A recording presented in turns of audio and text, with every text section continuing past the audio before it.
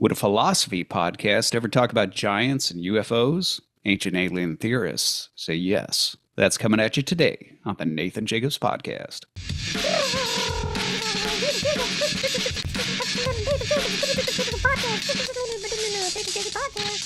Father DeYoung, welcome. It's good to see you.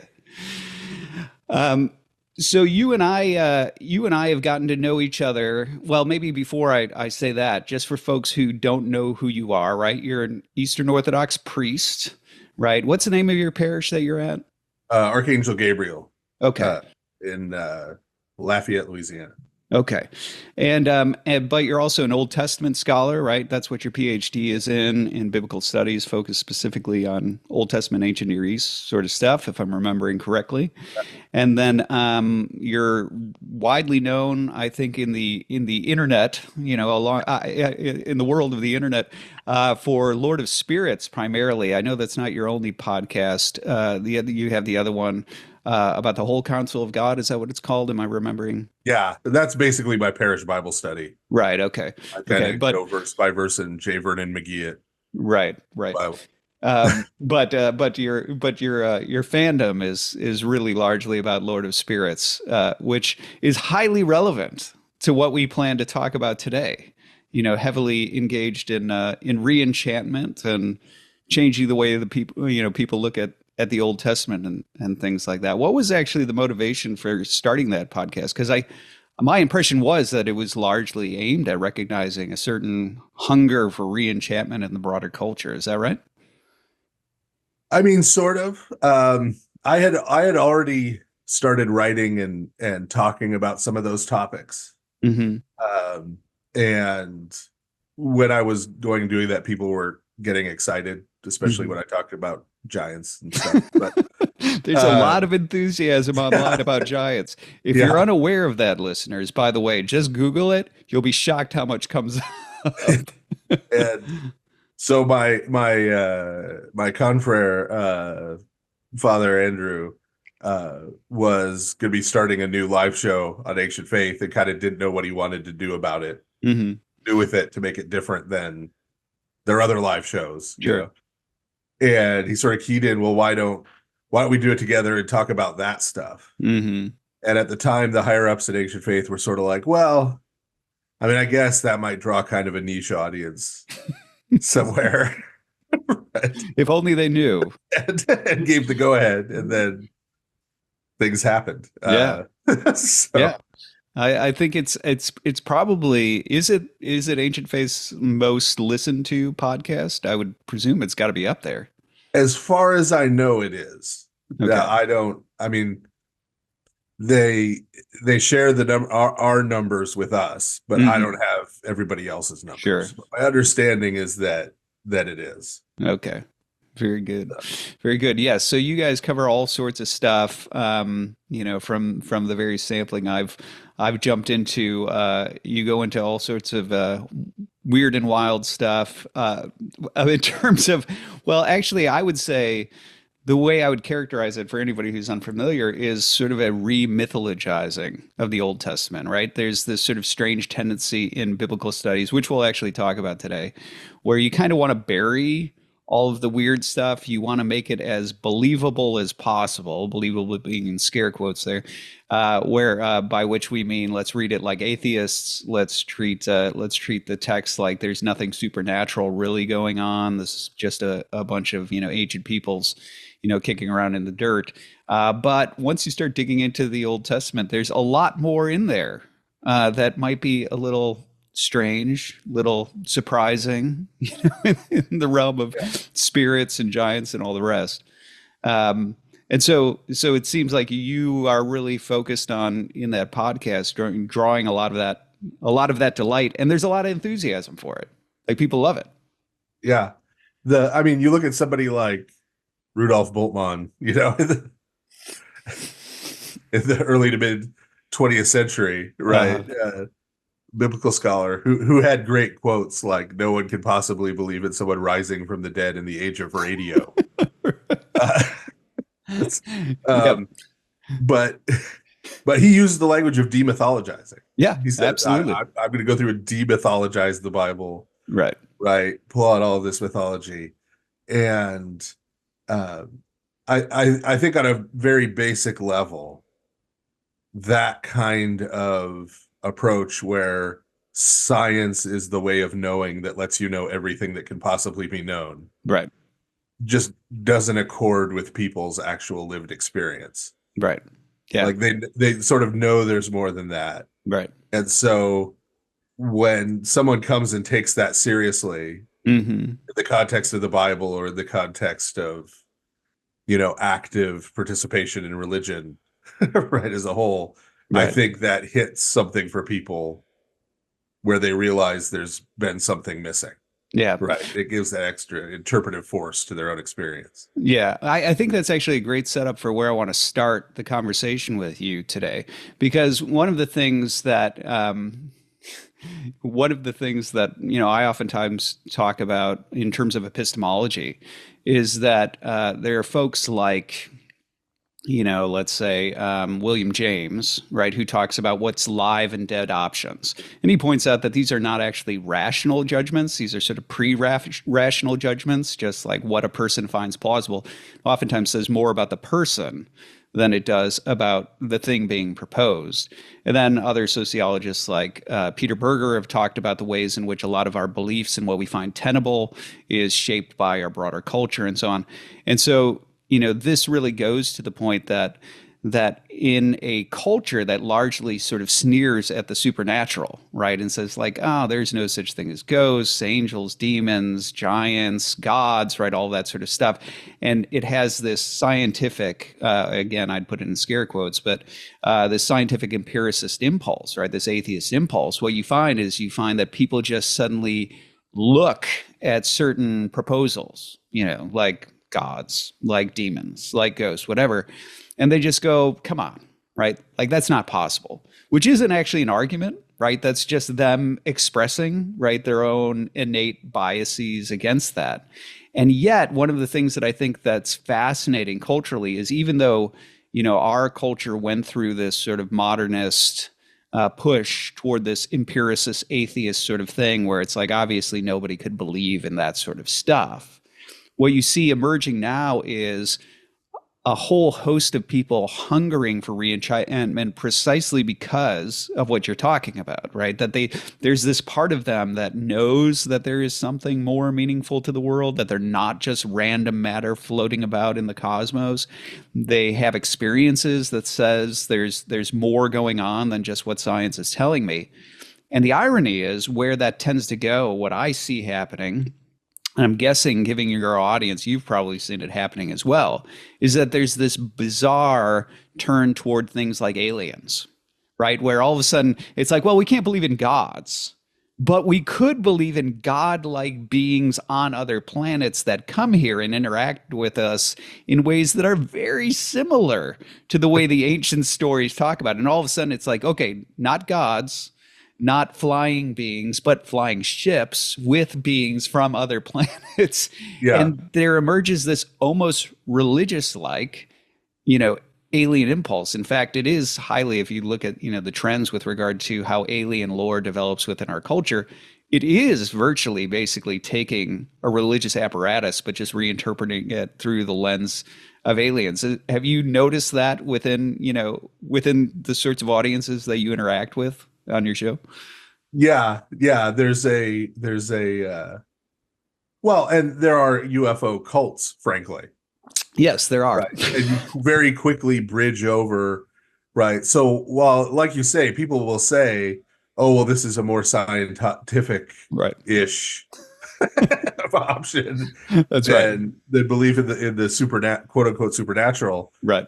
Right. The reality is the actual people who go into it very quickly, crystals become involved, and Right. right, and pyramids, and right, Right.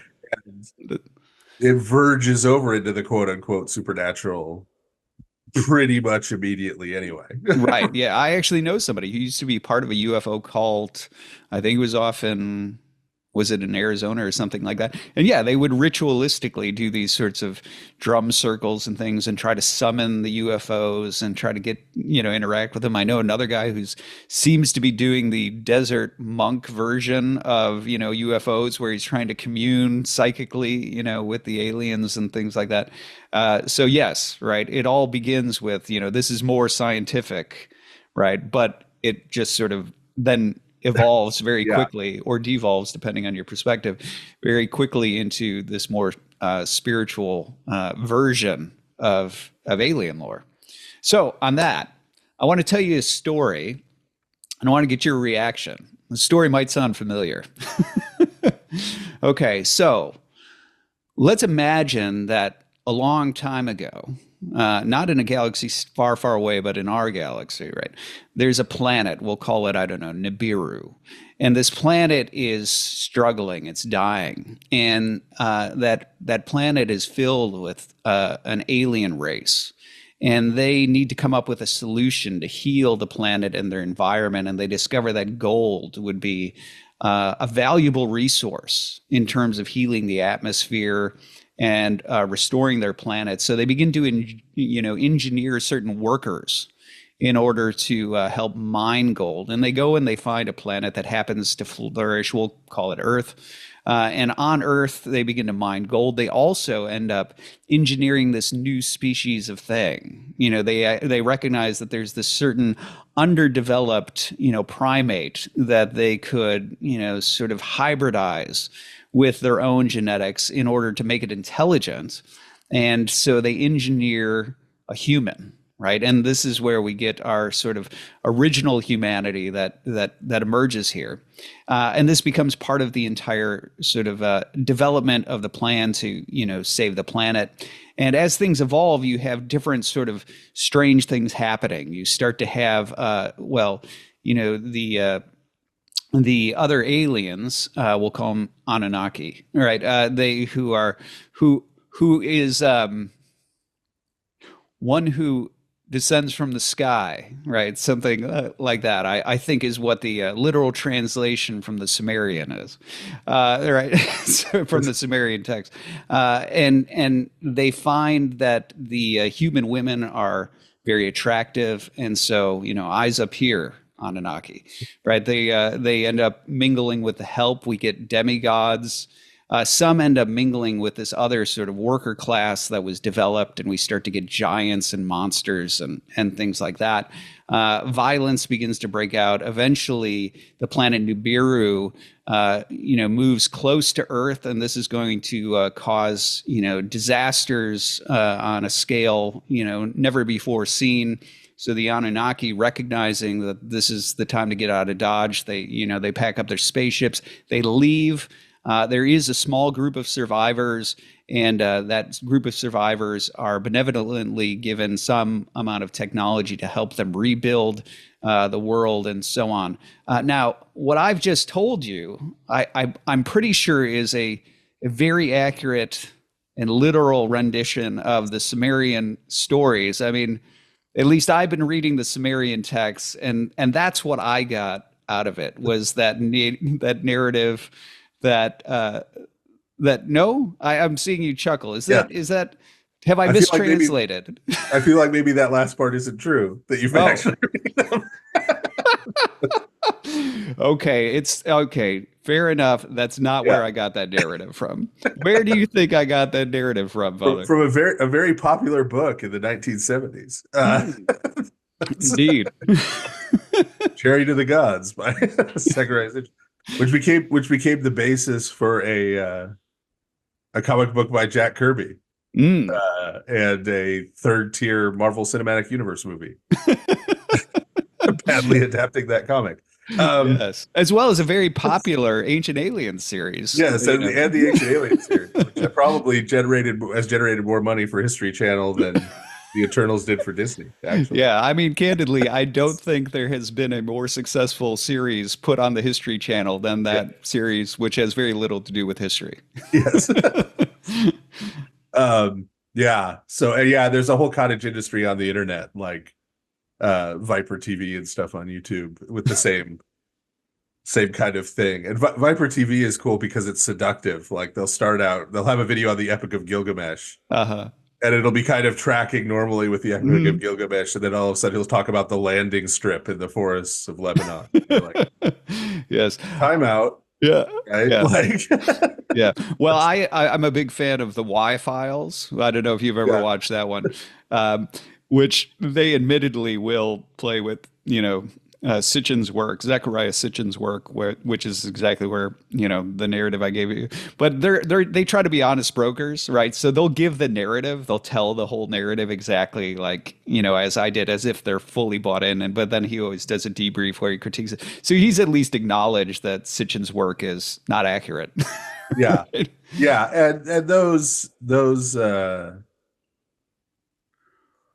you could go and look, those texts have all been, translated by actual Sumeriologists and Assyriologists. And he was just, in many cases, flagrantly misinterpreting the text. Right. Like he was taking sort of astrological texts, for example, and trying to turn them into narratives. Right. Which were just more talking about how to read the stars and the constellations. Right. Isn't that what, isn't Nibiru actually what? It's something having to do with crossing, right? And so it's probably more about like there's a line, there's a plane in the horizon. Right. Yeah. Yes. So it's not actually necessarily about a planet at all. Right. And they didn't really have the concept of planets. Right. Yes. what we call planets, they thought were stars that just took weird compared to the other stars. Yeah. What about spaceships? Any spaceships in the Sumerian text? No spaceships, or in Ezekiel for that matter. Good, because I was going to ask you about isn't that what Ezekiel sees as a spaceship? Yeah. Actually, just on that, speak to me about that, right? Because obviously ancient alien theorists, well, they say yes in terms of whether spaceships, pretty much anytime you say alien, ancient alien theorists say yes. But so Ezekiel, right? He's not seeing a spaceship. No, it's not what he sees. No. And that, to me, that's not even the interesting Ezekiel theory. The interesting is all the scholarly literature on Ezekiel where they're trying to figure out what he was taking. Oh, right. You mean the LSD stuff? Yeah. All that, right. What sort of hallucinogens was he on? DMT, is it? Yeah. Right. That is a burgeoning, that is the burgeoning trend, right? That all of this was. Yes. Yeah. Yeah. So, well, that's an erotic example because it has to do with the chariot. Yeah. That's the whole thing with the wheels is that in Ezekiel, God's sword is depicted as a chariot, meaning it's mobile. Right. And so the vision is trying to talk about the fact that because it's written while people of Judah are in exile in Babylon. Right. So they're not at the temple in Jerusalem. They're not in their own land. The way ancient peoples thought about deities was they were deities of a particular piece of turf in a particular place. So the idea here is no, right? Yeah. The God Ezekiel's talking about is not restricted to that place. His throne is mobile. Right. Those are the wheels of the sky. They're the wheels of the chariot. Right. And isn't there some level, am I remembering correctly, that there actually is some level of, correspondence between the sorts of things he describes and what we see in other sort of engravings, like related to, I forget whether it's Marduk or Anu, right? Where you would expect who is going to be on this mobile flying chariot, which is not flying because it's a machine. It's flying because it's actually composed of living beings, right? Like they ride upon certain celestial entities.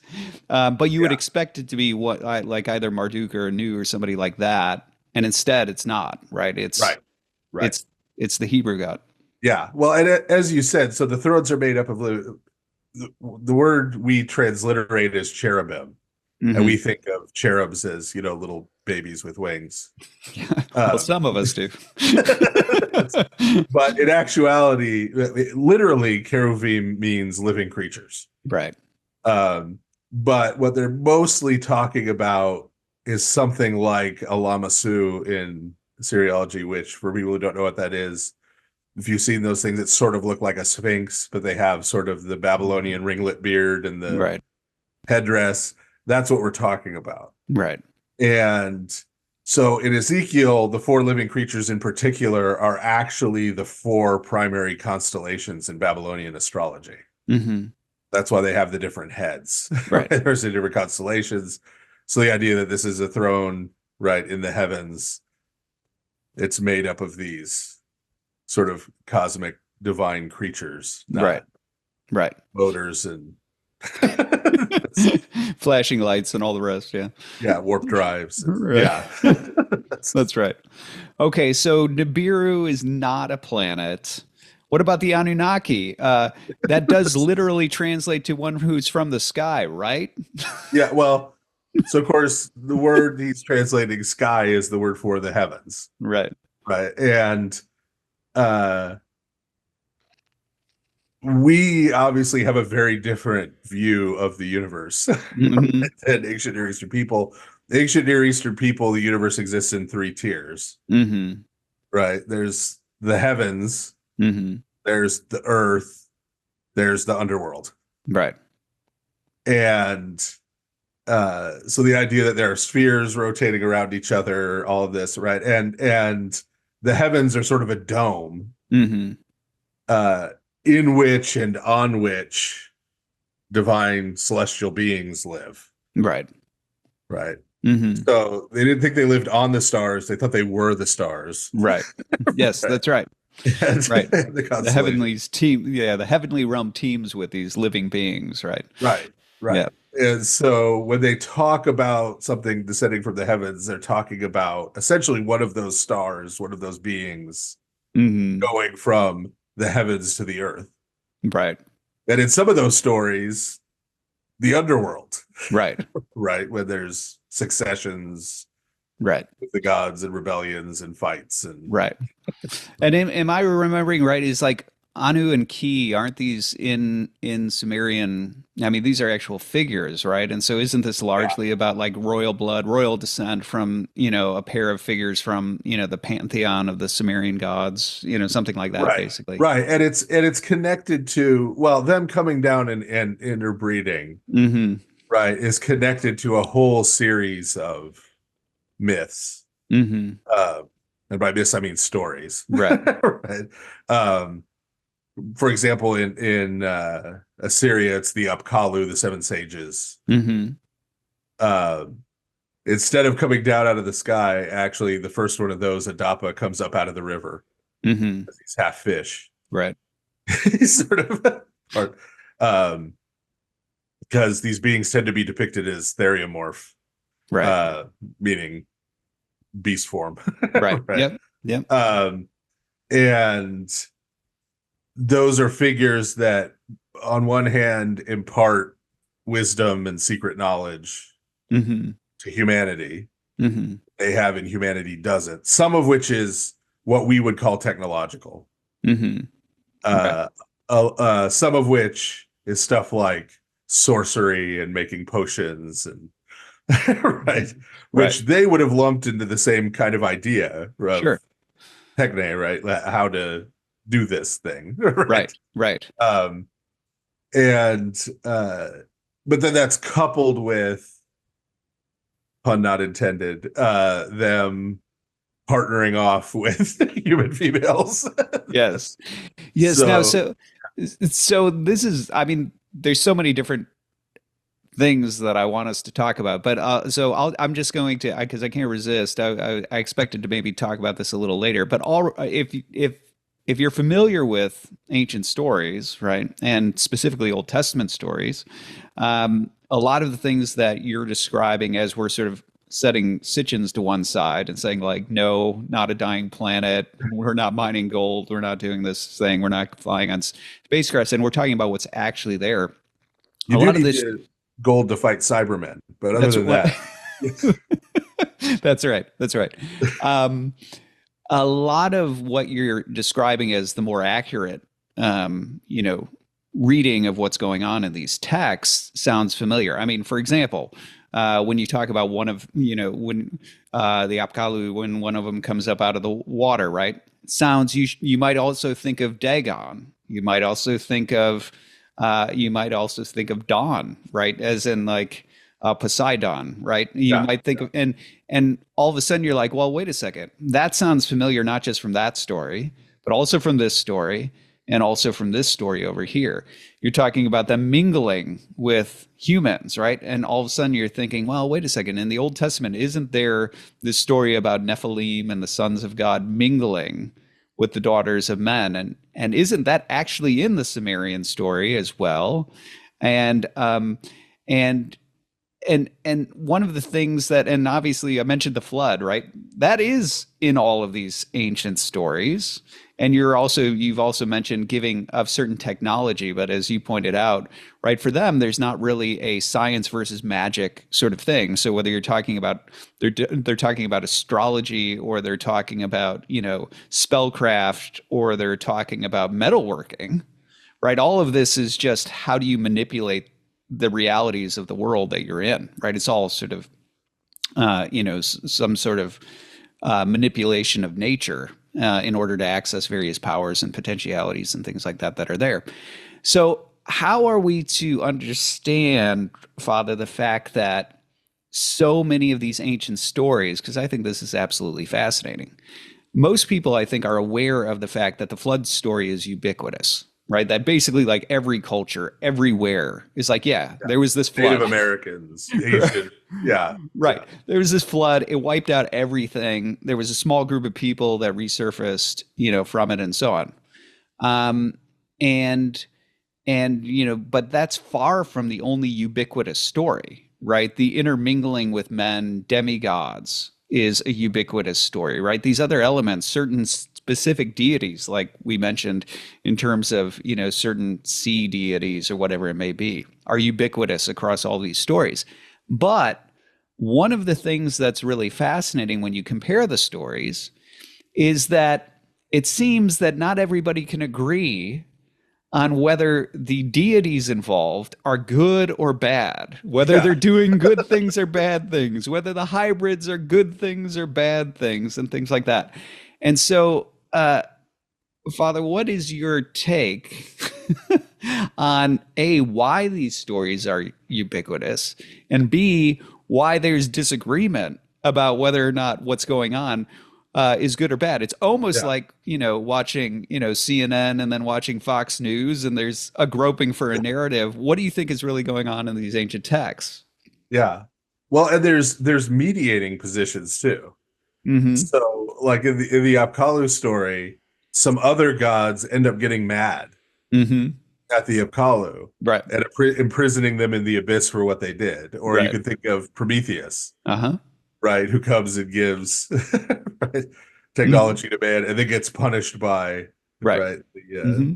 the other gods. So there's even, from one perspective it was bad, from another perspective it was good, Right. locked into some of these. Right. Mm-hmm. Um, and yeah, so there's this basic narrative, as you point out, right, that there were these very early advances in technology, knowledge, Mm-hmm. wisdom, etc., that humans made. I mean, we could even throw Genesis 3 into this with the Mm-hmm. serpent, right? Right. Mm-hmm.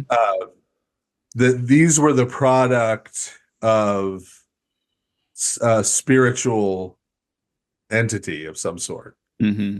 uh, and human participation in that spirit, Mm-hmm. and that this had some kind of, if not destructive purpose, destructive effect, Right. right, on Mm-hmm. humanity, right? That's across the board everywhere. Mm-hmm. Right. That the flood had something to do with this, Right. right, is across the board, right? Yep. And that there were, both before and after, these beings who are in some sense the product of that, Mm-hmm. right, and had to be dealt with Right. some way, Mm-hmm. is ubiquitous. And we see it. So the biblical Old Testament Hebrew scriptures versions of these stories Yeah. are mostly addressed toward the Mesopotamian versions, Mm-hmm.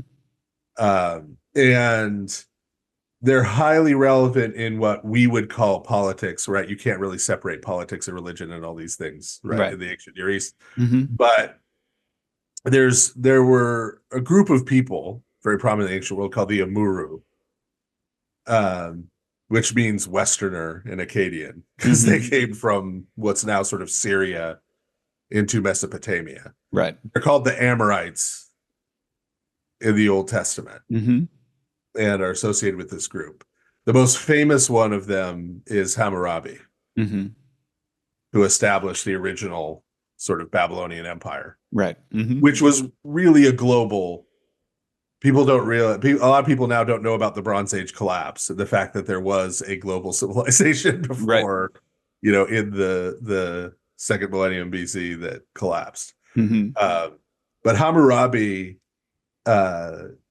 had an affection for a particular type of sandals from Crete. They're all he would wear, and he had them imported, like for him to wear. And we call it the Bronze Age, but they were getting the tin to make bronze from at what's now Afghanistan. They're getting the copper primarily from Cyprus. That's where Cyprus got its name, and bringing them together to smelt bronze. Right. So that gives you an idea of the level of, and within sort of the royal propaganda, as we would call it, right. What justified Hammurabi's rule and this Babylonian rule is that he, the Amuru, had these secrets from before the flood. Right. They had this secret knowledge still. And so the story is completely recast right, within the Old Testament as that's not a good thing. Right. Right. As, this is bad, right? The flood happened to try to get rid of that. Right. That kind of thing. And the idea that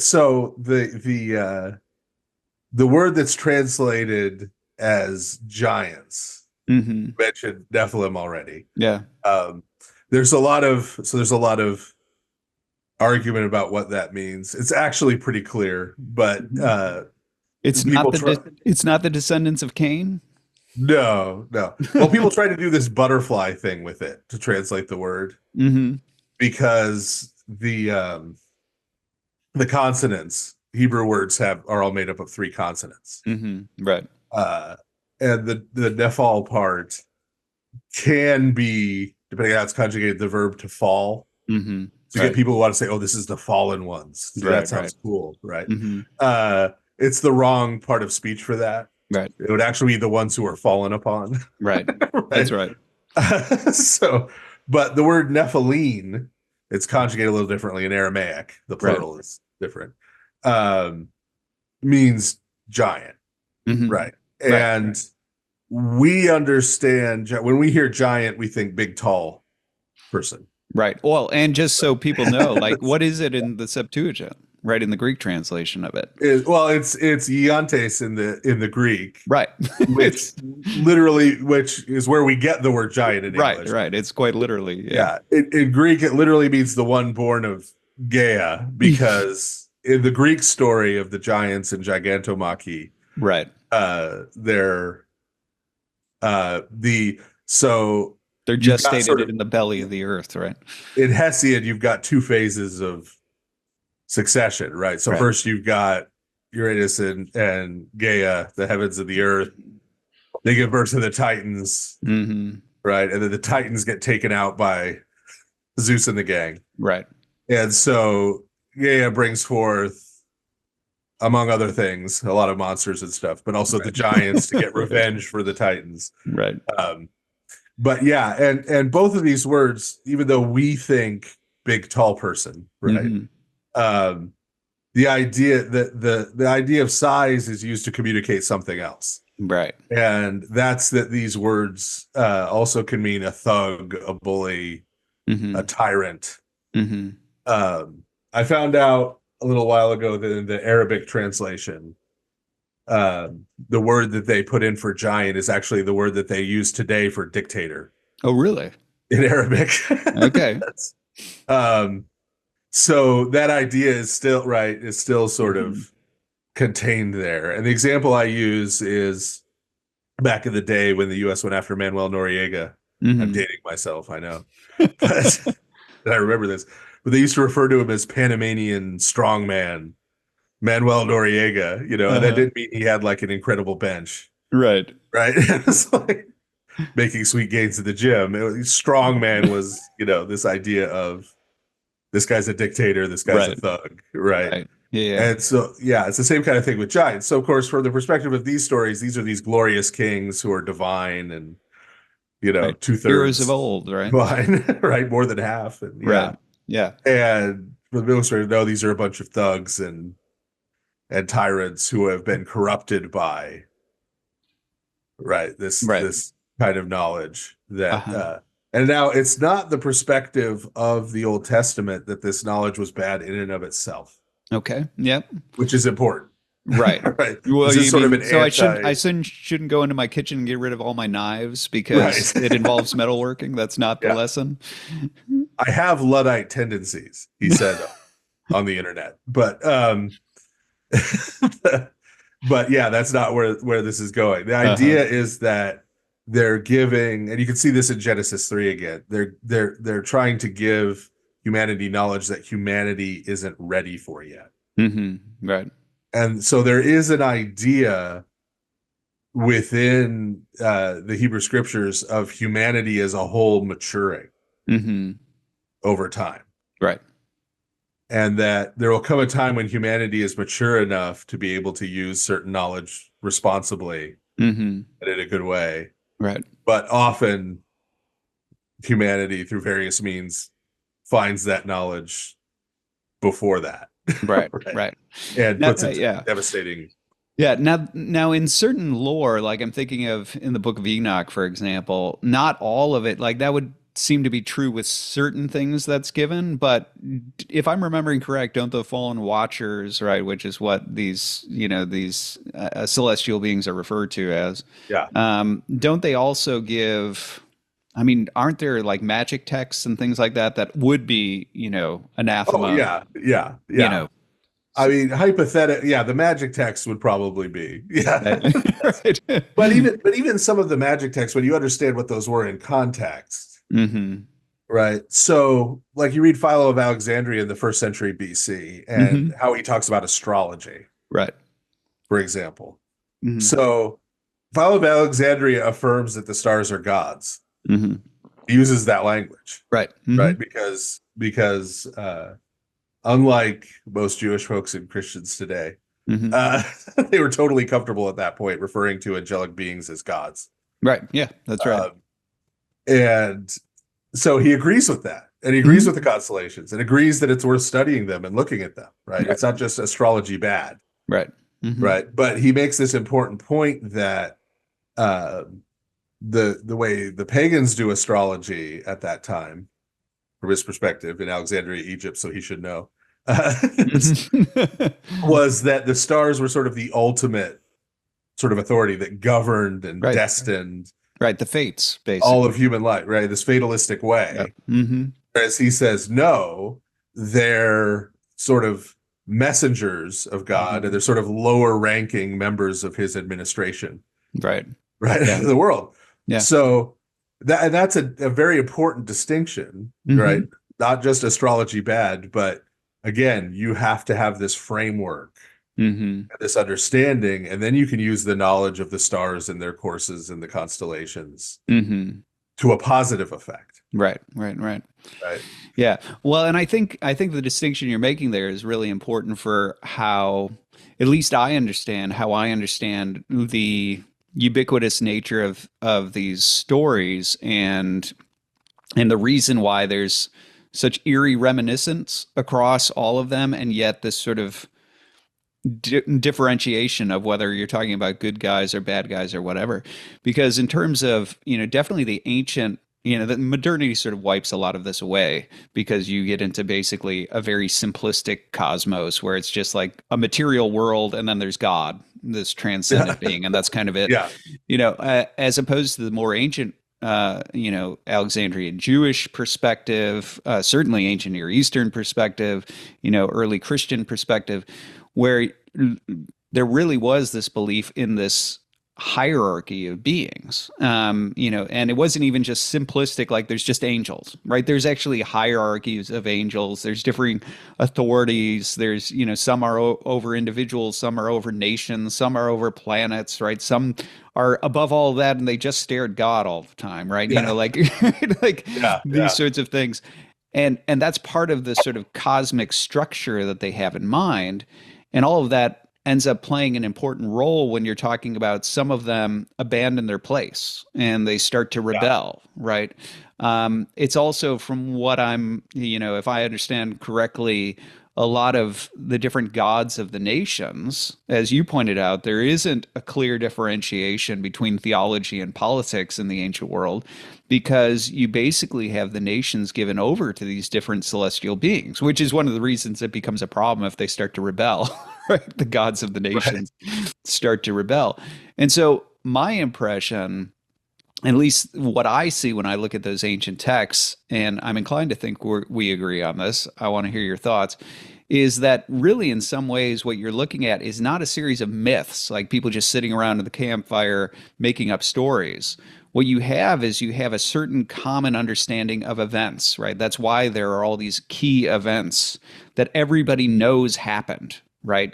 This technology that's there, it becoming a problem at some point, there being a flood, right? But the big question is, well, was that a good thing or a bad thing? Were those heroes or were those tyrants, right? Those sorts of things.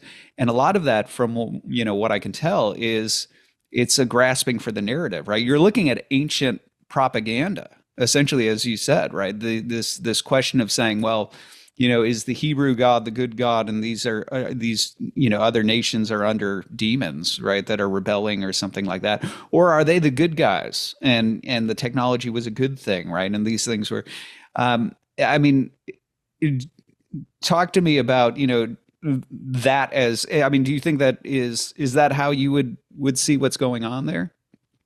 Yeah, I mean, I think frankly, you have human experience and collective memory. Mm-hmm. And then you have narratives formed. Right. That have explanatory power. Right. Right, for those experiences. And so for the ancient person, and this is part of, right, my response when some atheist says, oh, I just believe in one less God than you do, is like, no, you don't.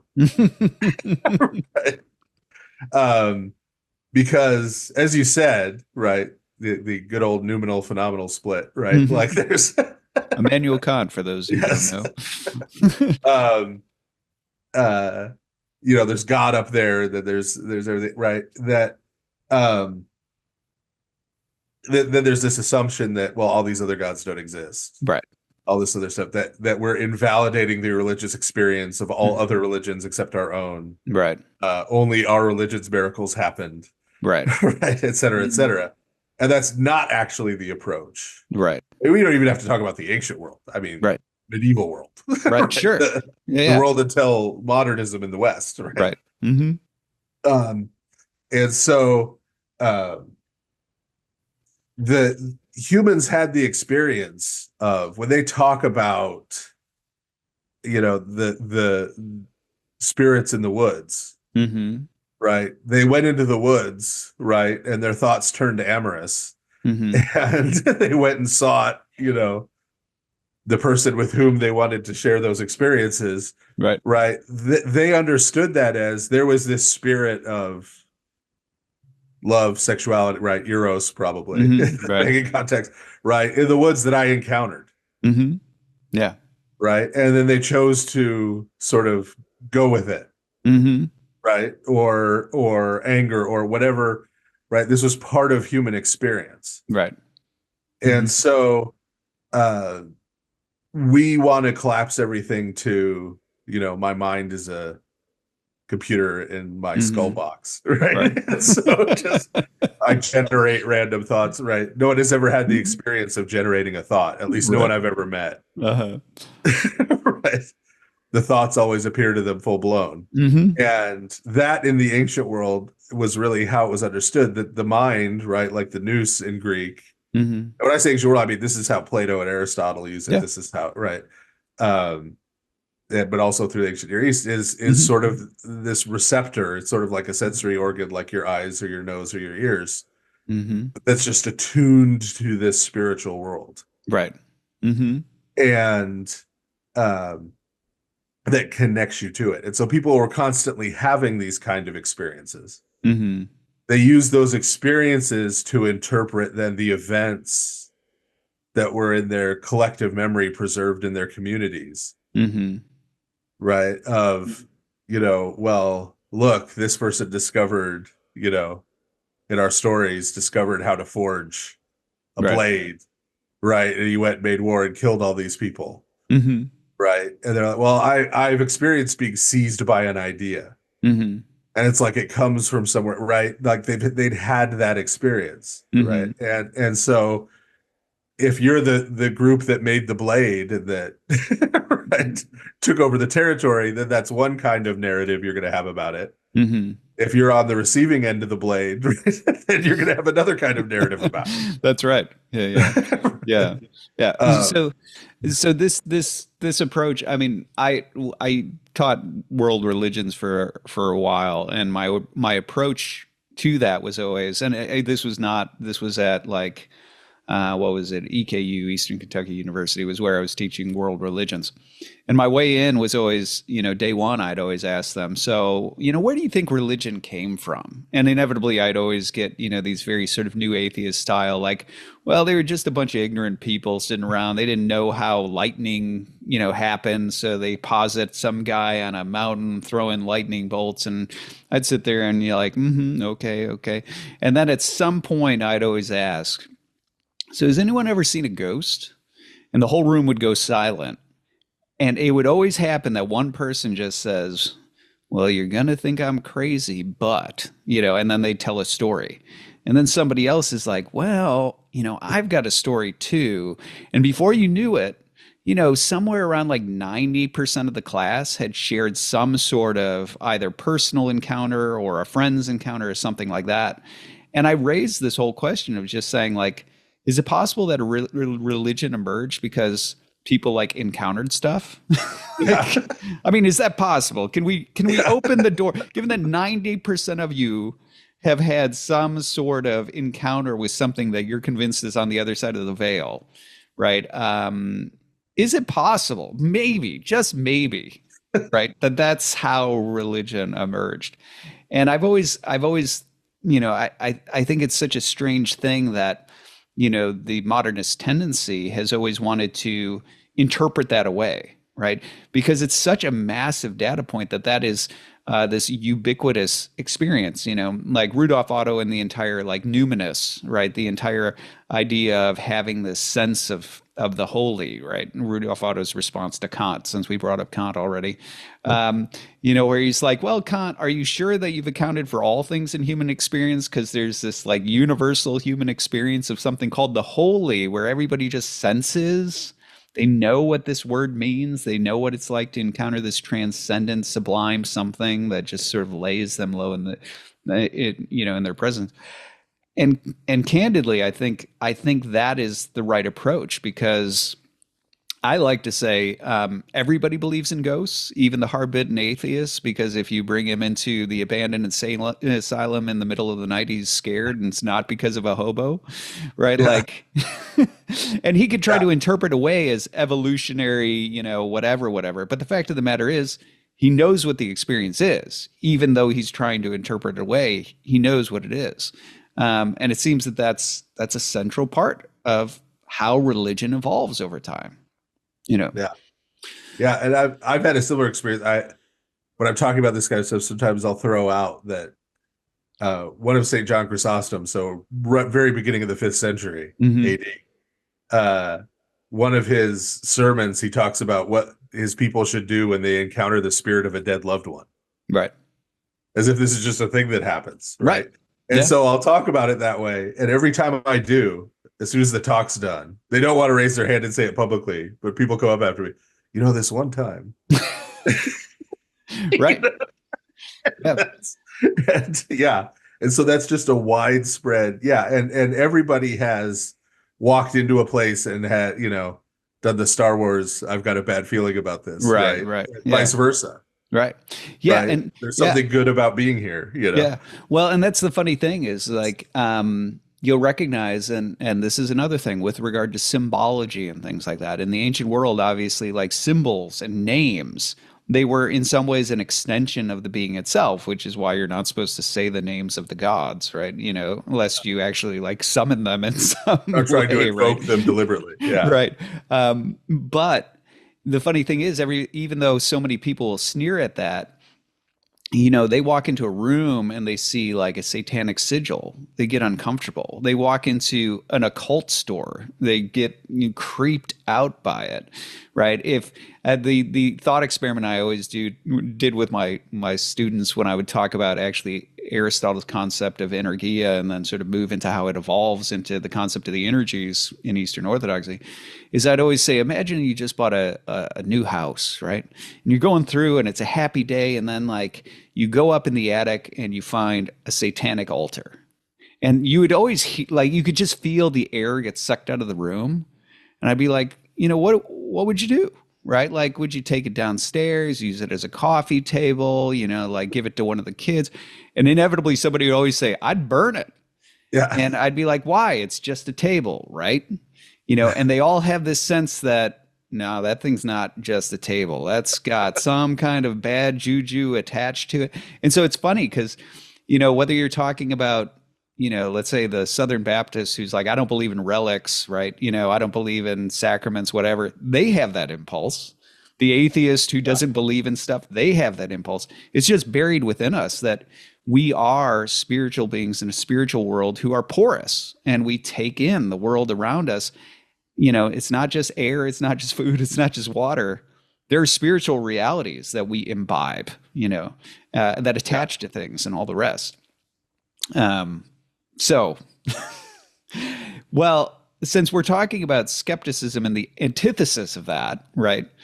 I do want to get your take on, so you come from the world of, ancient Near Eastern, Old Testament studies. And incidentally, right, like I considered going into that rather than philosophy. I had a great love for, ancient Near Eastern texts and, Old Testament stuff. Although one of the things that I found so strange about Old Testament and biblical studies generally was how inclined it was toward this atheist, sort of anti-religious impulse.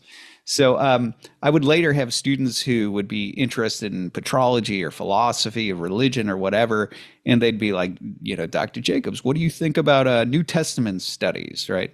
And I would always respond with, oh, you mean that discipline where you read the Bible like you're an atheist, right? And they were always shocked.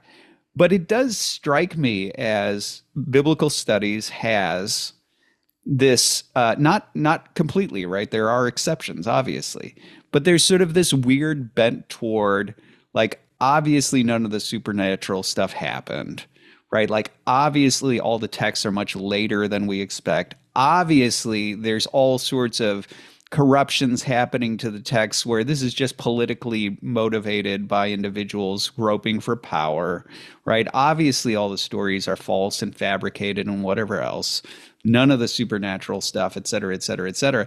And it's almost like what's funny is when I look at the research, any theory that makes, all the ancient people corrupt, dumb, and, like not supernatural has a very low bar to cross, right? The threshold for getting that theory through, no problem, right? It could just be based on psychoanalysis. But to counter that and suggest, well, maybe the text is older. Maybe it's actually divine in origin. Maybe these events really happened. Maybe they encountered something supernatural. That's like this super high threshold that, you just can't cross with intellectual integrity and things like that. So as somebody who is deeper into that discipline than I am, I'm curious about two things, Father. The one is, do you think that impression is accurate in terms of Old Testament studies, biblical studies? And then part of the question would be why, right? Why is that there? Now, I have some suspicions, but I'll kick it over to you. Yeah. So we have to be fair. New Testament studies is actually in a much better place now. Yes, it has evolved, hasn't It has somewhat recovered it? from that. From like Rudolf Bultmann was probably the peak of that. Right. Maybe the second quest for the historical Jesus. Maybe Right. that was the peak of that with the Jesus seminar and the Right. Yeah, which was basically, for those who don't know, basically the Jesus seminar, their hermeneutic rudder was we're going to discover the historical Jesus, by which we mean obviously anything miraculous didn't right. happen. And We're going to so, vote on everything the Bible says Jesus said. We're going to vote on how confident we are that he actually said it. right, which was really more reflective of themselves, right? What was the quote about, they peered down the well of history and they saw their own reflection in the water, something Yeah. like that. Called it Jesus. Yeah. Right. Yeah. But now there's been in New Testament studies, Mm-hmm. there's been a move to like, look, okay, there's a whole bunch of you who don't believe any of this is true. Right. Some of you who believe every word of this is true, all kinds of permutations in between. Right. Let's just talk about what the author is saying. Mm-hmm. Right. What is St. Paul saying? Right. You could believe it's 100% true. You could believe it's nonsense, Mm-hmm. somewhere in between, but what's he saying? Mm-hmm. So that's in a much healthier place. Yes. Right. And so it's less freighted, right? Mm-hmm. Someone can now just say, oh, yeah, St. Paul is saying XYZ. Mm-hmm. I don't believe any of that happened. Right. Mm-hmm. Sure. Matthew's gospel is presenting that Jesus did and said XYZ. I have my doubts, but yes, that's what he's saying. That's the portrait he's presenting. Mm-hmm. And you could see that being less freighted has led to, like, if you look at Bart Ehrman, for example. Right. Who, I don't know him personally. I actually like the public Bart Ehrman, right? Okay. He seems like an affable guy to me. But also, one of the things I really respect about him is that he's publicly changed his mind about things. Oh, good. I haven't really followed him since, like, I knew quite a bit about him when he was first, like, coming out as very, he was very antagonistic, right? Because wasn't he, like, he used to be a fundamentalist and then he sort of lost his faith and he went highly... Wheaton to Princeton to right. But I haven't tracked the ways in which his views have changed over time. So he has publicly changed a number of his views, which scholars never do. Right. Because we're right, like, from beginning to end. Right? Yeah, you have to defend to the hilt the first thing you ever wrote, 30 years later. Right. But he doesn't, right? So he'll say now, over against what he used to say, that, for example, that St. Paul thought Christ was divine. Mm-hmm. Good sense. For him. Not in what we would call a quote unquote orthodox sense. Sure, right? Sure. Swallow even, but that's a big move, right? Right. And it's because, again, it's not freighted for him. Right. Right. He could say St. Paul said that without having to agree with it. Right. Mm-hmm. And through the 18th and 19th centuries, especially, they're this weird place, like the place David Hume was, according to Nietzsche, where it's like, you're an atheist, but you can't admit it. Right. Like, you have to. Yeah. Right? So, you have to, like, say, oh, no, I believe the Bible. And so then you have to kind of warp it into something you could believe. Right. Mm-hmm. Whereas once you free people up to say just like, no, I don't believe it, then they could be, they could be honest about what the text says. Now, that said, Old Testament studies, I keep thinking we've reached the bottom, but we never do. It's just the opposite. Right. It's fully in the one of two things. Either all of this is nonsense and we shouldn't even bother with it, or more common now, straight out hermeneutic of suspicion. Mm-hmm. You just read the Hebrew scriptures for what is this trying to cover up? Right. Yes. Right. Yeah, that second tendency that you've described is so strange to me, right? Like, it's like you're not even like the entire theory that, well, this was edited by this group and then, propagandized by this group and so on and so forth. It's unlike in New Testament study where you have multiple manuscripts you're dealing with, you don't even have the contrary manuscripts. That's mere projection Yeah. onto Yeah. the text. Yeah. Yeah. So you get to the God instituting in Exodus the offering of the firstborn, right? Mm-hmm. So firstborn male animal, sacrifice it. If it's an unclean animal, you sacrifice a clean one instead. If Mm-hmm. it's a human, you sacrifice this animal instead. Right. Right. And right now, majority opinion in Old Testament studies, right? This is covering up the fact that the Israelites sacrificed their children. Ah, yes, of course. Right. That's what we take away from this. And they're trying to hide it Uh-huh. by making this animal claim. Yeah. You get stuff, here's a reading of the book of Ezekiel from the perspective of the witches he condemns, Right. who, of course, were just these wonderful women practicing a beautiful Right. nature Right. religion. Yes. Right. That looks nothing like actual ancient Near Eastern paganism either. It looks Right. more like something Stevie Nicks would do on a long weekend. A lot of this, the majority view right now of the conquest of Canaan is obviously Joshua. The whole book of Joshua is just, violent, bloody myth. Mm-hmm. Right.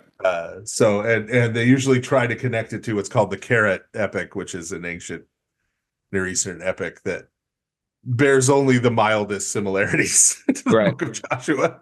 But and then say, okay, here's what really happened. There was this group of escaped slaves from Egypt, this small group, and they came into Canaan and they started to agitate sort of the agricultural proletariat against their Canaanite overlords and triggered this peasant revolt, right? That created Israel. Mm-hmm. Right. So that's the majority opinion. Yep. That actually happened. Yeah. So, I mean, I know on the philosophical side how this emerges, and so I almost want to kick off, like, for folks who don't know, what the sort of philosophical thrust that started down this road was, and you can pick up where it sort of turns into quote unquote scholarship. And I say quote unquote scholarship because every time I look into Old Testament studies and the sorts of theories that you're talking about, it just seems to be assumption upon assumption upon assumption upon assumption, right? There's no real sort of bases for thinking that this group was, conspiratorially covering this thing up. But that sounds pretty good given the hermeneutic of suspicion. And so then that becomes sort of normative. And then somebody else plays on that and carries that into this text. But you're realizing these are all just, this whole thing is a house of cards. Like there's actual no real concrete evidence for this. And I always find it comical when all of a sudden, certain things start to collapse. Like I remember there was the recent discovery, what was it, like a year or two ago? They discovered a tablet that it looks like it was, given where it was located, it looks like it actually was maybe Joshua's curse tablet, where it's like, curse, curse, cursed are you by the God Yahweh. And the dating of that dates back to the days of Joshua, which is highly problematic because supposedly, according to ancient Near Eastern studies, the Tetragrammaton, right, like the name for for the Hebrew God, shouldn't exist at that point and shouldn't exist there on a small tablet like that. And so I'm always fond when the house of cards starts to tumble because they discovered something that just wildly contradicts it. But I know that philosophically, I know where this comes from, right? There was a belief in progress, right? You had certain guys like G. Lessing, who their narrative was, in general, their narrative of history was just that, well, humanity is over time starting to learn and grow and get better, and they're evolving over time. And so divine revelation was part of God's way of sort of, because a lot of them, even though they were heretical and weird, right, they still believed in God and in sort of in the modern push. They were like, yeah, and God is slowly revealing things and pushing humanity toward a better and better understanding. And of course, that was all part of a narrative where it's like, ultimately they are the height of understanding. 19th century German Lutheranism, the pinnacle of all human religion. Yeah, that's right. And so. But as part of that narrative, what emerged was a comfort with the idea that says, well, obviously early on, the Hebrews just believed in a local, regional, tribal deity. They were polytheists. Eventually they evolve into henotheists, where they like at least have like some devotion there. Maybe over time they evolve into like a supreme deity, not true monotheism, but at least like that their deity is somehow above these. In the New Testament, we don't have a divine Jesus. We've got just a rabbi. Well, maybe by at some point there's an emergence of binitarianism where he's elevated to divinity at some point. But it's really the church fathers who get us Trinitarianism, and that evolves on as they hybridize it with Greek philosophy. And now here we are, German Lutherans finally bringing us to full understanding of things like, and so it's just that progress narrative. And for that reason, inevitably, the bias was, if I'm looking at the Old Testament, if I'm looking at the writings of Moses, which then we're going to also say are not Moses's writings, but like if I'm looking at the writings of Moses and I've got two interpretations, one where Moses believes, that Yahweh is the actual like creator of the gods, right? And that he's somehow above the other gods. And I've got another one where he's just a tribal deity. Obviously, I know which one is right because Moses is just some dumb backwater hick who just believes in a bunch of, hoodoo, and this is all like, and this is just his tribal regional deity.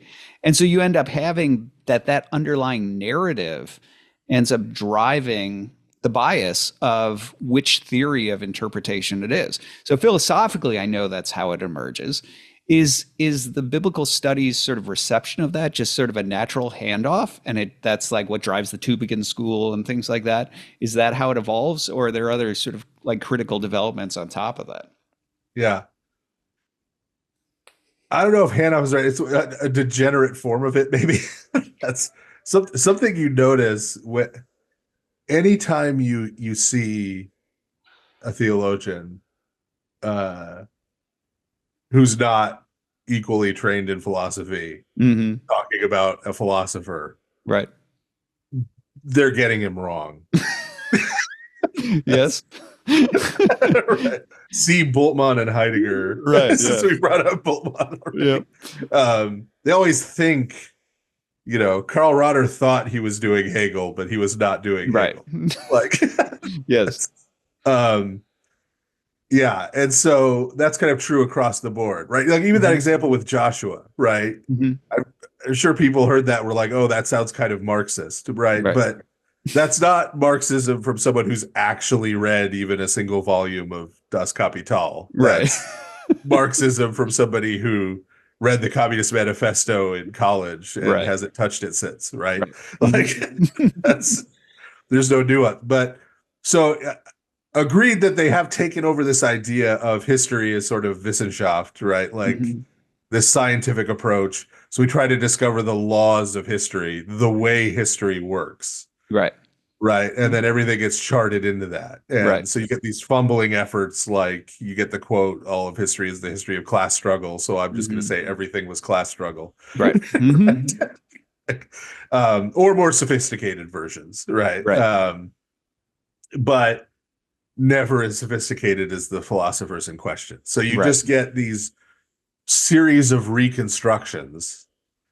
And since the text is irrelevant, you can't use it to judge between the different reconstructions. So, I mean, you can read different Old Testament scholars. They have whole reconstructions of the actual festal cycle of ancient Israel.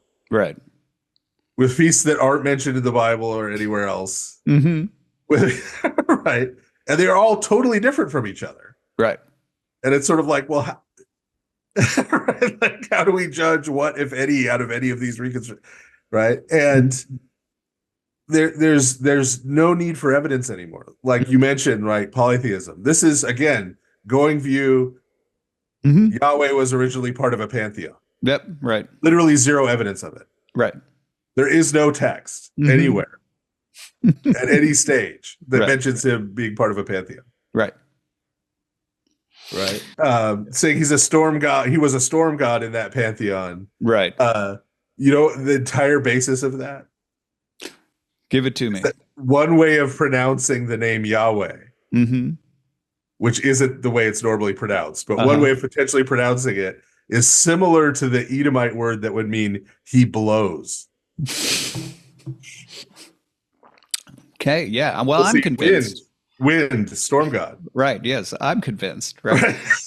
Right. Right.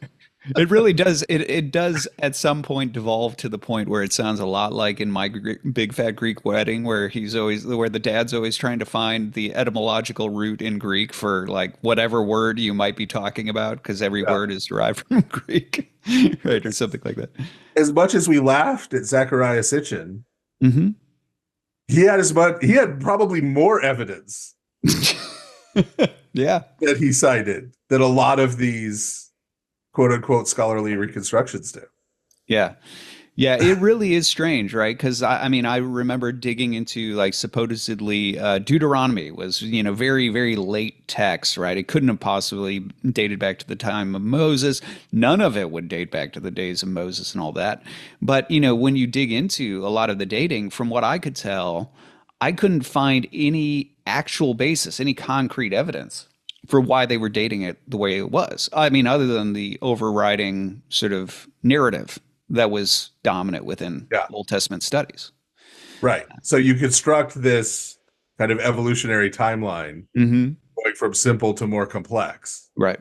You look at the ideas, you assess their complexity from your Exactly. perspective, Mm-hmm. right? and and then sort of plug it in where it would go. But yeah, Yeah. Deuteronomy, for example, since you used that example, Deuteronomy 32 is one of the oldest parts of the Torah.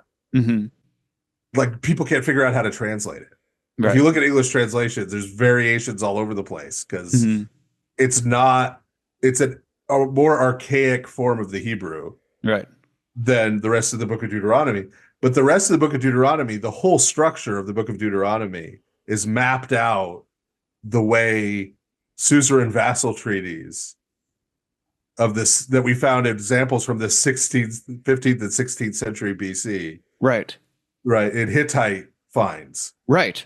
Right. So it's literally following a format from that time period. Right. But don't worry, it's not from them. Yeah, it seems weird if it was written like 1,000 years later, like somebody just dug up a Hittite tablet, knew Right. how to read hieroglyphic Luvian, and, Yeah. and said, "Hey, I'm going to pattern it after this." Right. Right. And so that's the thing that I always found so strange, that it's like it always struck me that there's actually oftentimes stronger evidence for the more traditional dating or understanding of it, but there's just this high bar to clear because of this underlying skepticism and this underlying narrative, right? That's there about, about that theory of progress, which says exactly as you put it, right? Simple to complex. And so whatever you mean by simple, right? Simple obviously means you're superstitious, you believe in a lot of gods, you're tribalistic, whatever else, right? Which ironically, I actually thought about writing way back when. I thought about writing about an article called like what was it? The bigotry of biblical studies. Because what's funny is when you look at a lot of like David Hume's critiques of miracles, people like to invoke Hume for skepticism, but nobody seems to talk about like that one of the reasons Hume thinks miracle stories can't be trusted is because they're obviously like dumb tribal people who are superstitious, right? Like it's overtly a racist tactic where he's like basically saying like obviously these people are under-evolved and dumb and can't be trusted, right? Just look at who's telling you these stories. And that's a big part actually of a lot of the hermeneutic of suspicion with regard to the ancient world, that it's just like, well, yeah, Moses is just like a dumb backwater hick. Like obviously you can't trust what he's saying here. And obviously he would have a primitive view, right? And their view of primitive is basically measured against their deistic modernist empiricist tendency, right? Yeah. So there's this overt sort of worldview bias about it, which is wild. Yeah. Yeah. Well, and that's even with the ancient alien stuff. Mm-hmm. And there is that racial component to it. And when you look at earlier 19th century theories, there's a lot of weird stuff going around in the 19th century too, in terms of why are there pyramids everywhere? Right. you start getting into weird spiritualism stuff and Atlantis theories, and right there were Right, right, forms of this before the ancient aliens thing, right, right, that preceded it. Um, there is this undercurrent of like racism right. and Yeah, stuff. There's no way the Egyptians could have built a pyramid, right. right? There's no Exactly. way the Incas. There's no way, right, that Right. an African or an Asian civilization could have, done this, that, or the other at that Right. time in history. Right, and that's one of the premises that it's so surprising to me that it always flies under the radar. It's like, well, couldn't we at least consider the possibility that they were more intelligent and advanced than us in a variety of ways? I mean, Yeah, okay, maybe they don't have televisions, but does that really mean that they're less intelligent, less sophisticated than us? I mean, okay, they don't have certain technologies that we have, but does that really mean that they're incapable of solving a problem that you can't solve? Like, isn't your premise really because you can't figure out how to do it without a forklift, right? yeah, Like, they can't, right? Like, that's, I'm not yeah, sure that's a sound premise. Like, I'm not, yeah, yeah. Well, and just on a philosophical level, right? uh-huh, Why couldn't the exact opposite narrative be true? right. Why couldn't everything degenerate Mm-hmm. Yes. over time? Yes. Right? Why couldn't they have been the geniuses? Yep. Right? And Yep. we're now, right? Yeah. Maybe technology has made us all lazier and dumber, right? Well, and Because, candidly, I find that far more plausible. I mean, if you compare, I mean, just like let's not even go to ancient history. Just compare the sort of thing that was required for like a bachelor's of theology in like the 16th, 17th century versus today. And you're yeah, like, PhDs would have trouble getting a bachelor's of theology back then because it was so rigorous.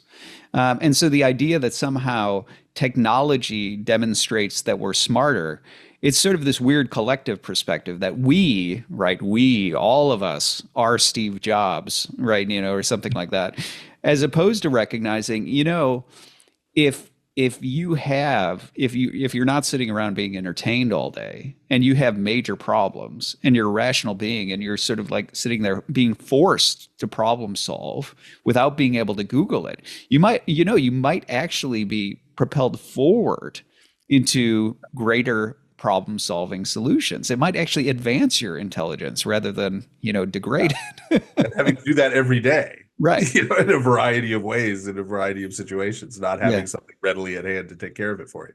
Yeah. Now, I do want to. So, what I don't want to do here is, on the one hand, we can snicker at ancient alien type stuff, and on the other hand, and obviously, I don't think I would not advocate Zechariah Sitchin's theories and the ancient alien stuff, and I think that's actually indicative of a materialist tendency, right?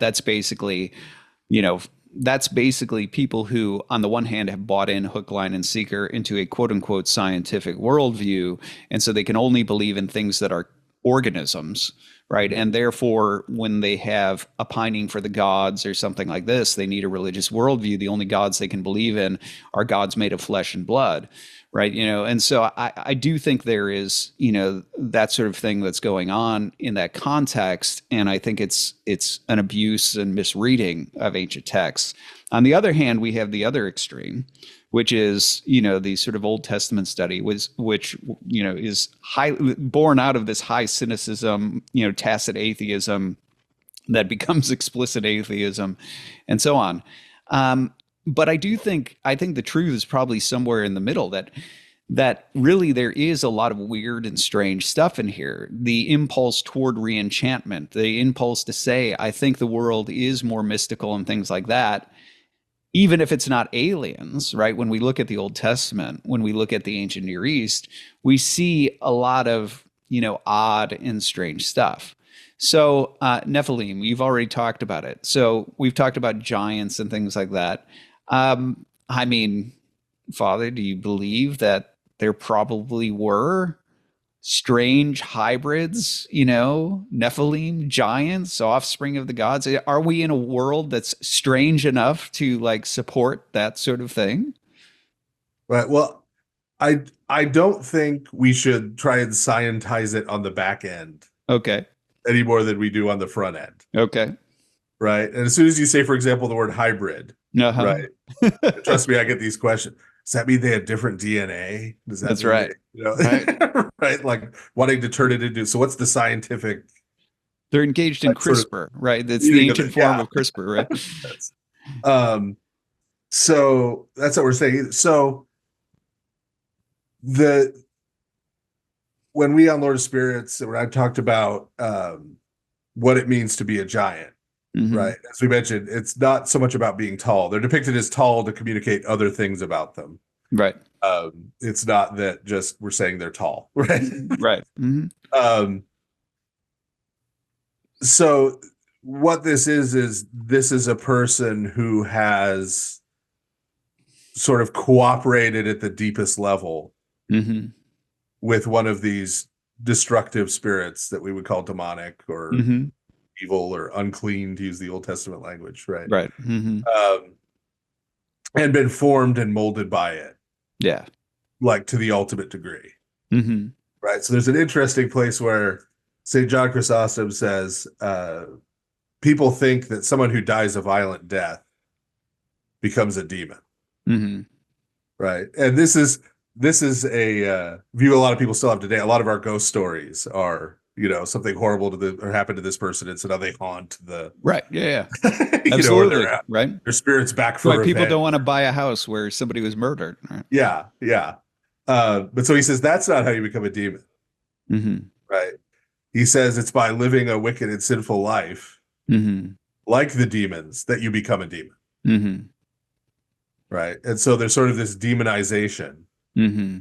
And part of the story with the giants, including biblically, is that there's a really good book by a guy named Archie Wright about this. Mm-hmm. Is that like the demons we see getting cast out of people in the Mm-hmm. New Testament?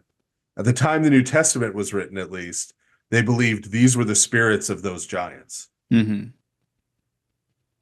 That they were so sort of corrupted and demonized that when they died, their spirits became these demons roaming around. Mm-hmm. Right. Right. So I think we do live in a world that can accommodate that. Right. Right. Yeah. And I think we've experienced that. Mm-hmm. Right. Yeah. Like everybody uses, 20th century, mid 20th century German nationalists as the example of everything, right? Right. Everything bad in the world. And I try to vary that up a little, talk about Pol Pot or something, right? Right. Yeah. Instead, So right? that's good. Just vary it up, right? But you can see how someone who has become truly evil, even when they die, Mm-hmm. their spirit kind of still lurks around. Right. Mm-hmm. And there are people who participate in it. Right. Right. And continue to be formed by it, continue to be sort of motivated by it. Right. Right. Well, and I'm curious about, I mentioned, the sort of impulse that says, like in my satanic altar example, right? That you're like, I don't know, it feels like this has some sort of an attachment. I think the interesting thing is, I mean, certainly as Orthodox Christians who believe in relics, which is not just sort of it's not a post-biblical concept. Obviously, it's there throughout the Bible that there are spiritual attachments to places, right? Spiritual attachments to objects and things like that. It doesn't just sort of sit with the person, right? It tends to be pervasive. Now, we obviously, when talking about relics or holy places, we're talking about the positive version of that, right? All sorts of stories about nature growing weird, in a good way, right? Where it flourishes around this hermitage, right? For St. Herman of Alaska or something like that, where this tree that shouldn't grow there grows out of this place where this martyr died. And you see, animals behaving in different ways. And so obviously you see, we have all sorts of stories about the good things like that. But it seems that also that extends also to the demonic, right? That we have a very clear sense of there's a reason why we're weirded out by places where horrible things happened, right? Where, that certain places you just don't want to go because, my gosh, like, what happened here? And it's not just, I know we try to psychoanalyze that away oftentimes. Like it's just, oh, I'm thinking about the things that are happening here. But I mean, I remember I had a friend who, my gosh, he ended up getting at auction a chair that used to belong to, I forget which serial killer. But he like, and I was just like, why do you want, like, I don't want to be anywhere near that thing. Like, why would you want that? Like, I just feel creeped out being in the room with it. but, Yeah. but it extends, right? We're in a world that's porous. Stuff rubs off, right? Whether we're talking about the good or the bad. Yeah. Yeah.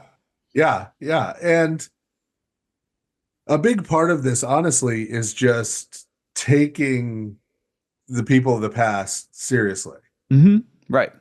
I mean, it's one of the fundamental Christian ideas that I think people don't realize is a fundamental Christian idea is the idea that all human beings, regardless of sex, what we call ethnicity, nationality, Mm-hmm. whatever, share the same human nature.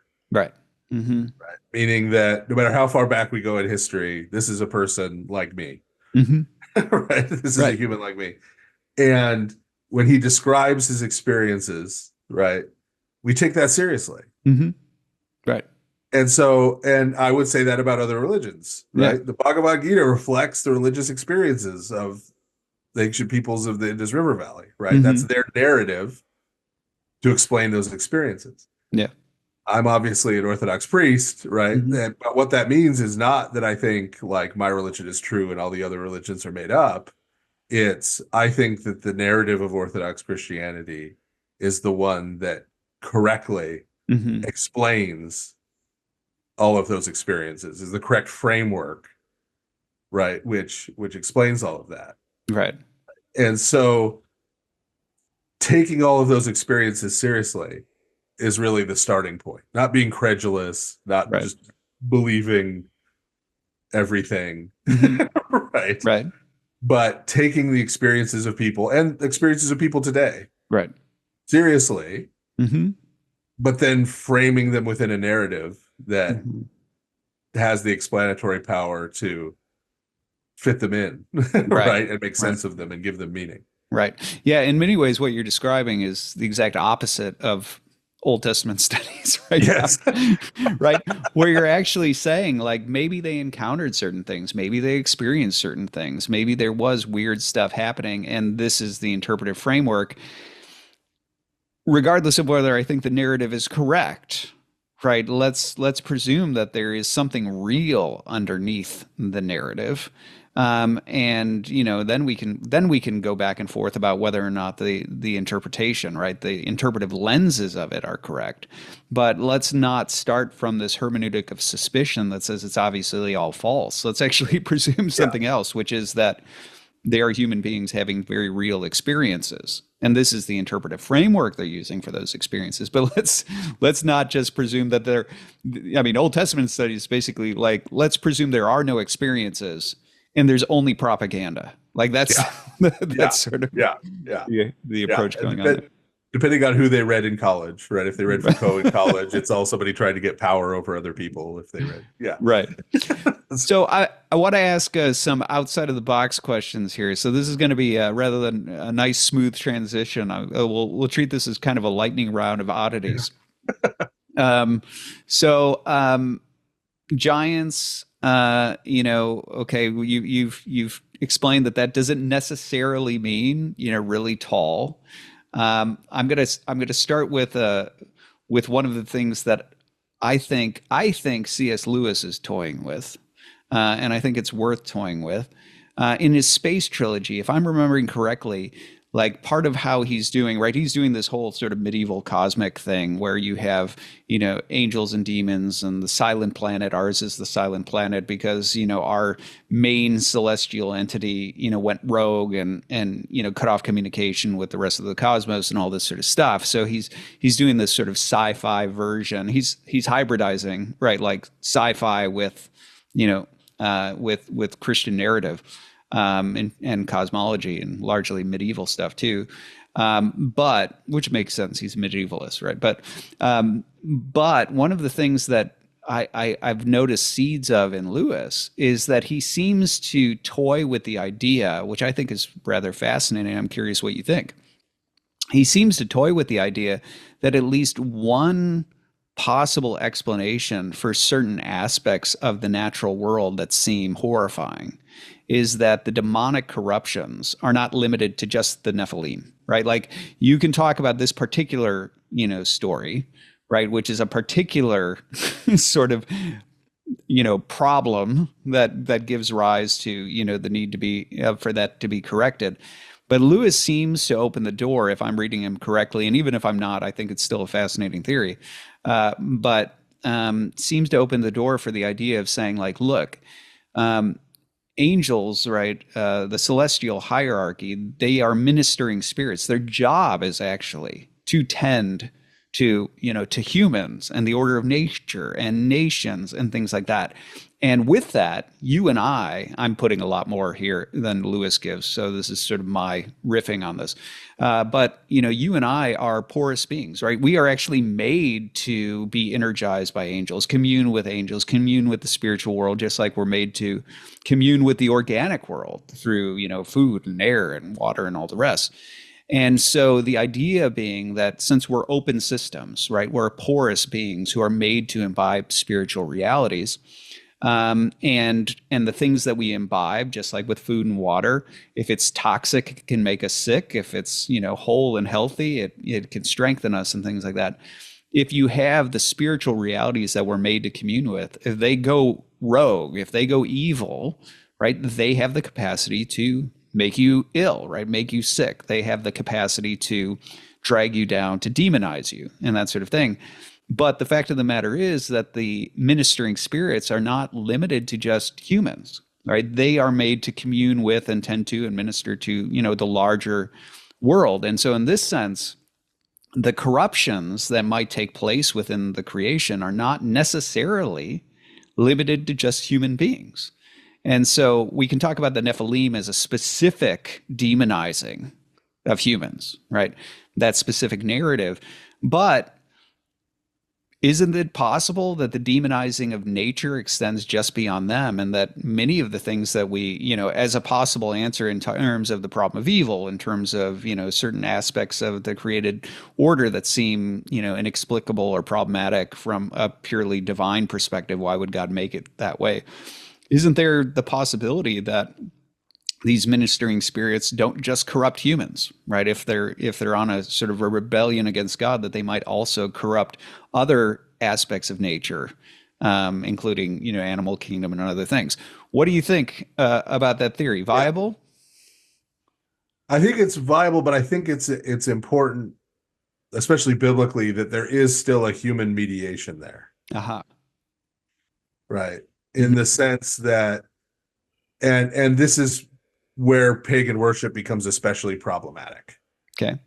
And this is why, for example, the New Testament, eating meat offered to idols becomes such a big issue. Mm-hmm. Right. Right. That any level of participation in that, mm-hmm. that humans having authority over things, right, through worship can give that over to these spiritual beings. Right. So there's sort of a handoff that happens with humans, but if you have humans who are worshiping these demonic beings, mm-hmm. that handoff becomes pretty easy, right? Right. Right. Well, and I think also with that, one of the things where I had mentioned this hierarchy, right?